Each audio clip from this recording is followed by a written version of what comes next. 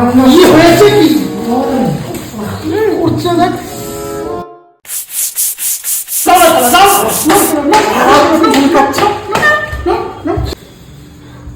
ভাই কি হলো? কি রে ভাই তোর দিন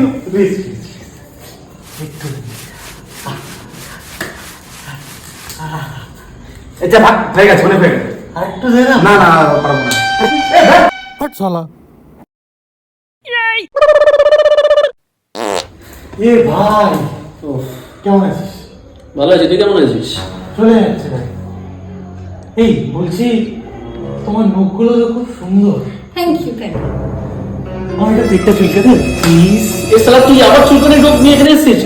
তোকে আমি গুছিয়ে কাটা জানিস তো, তোর চুল পুরি সারা জীবনে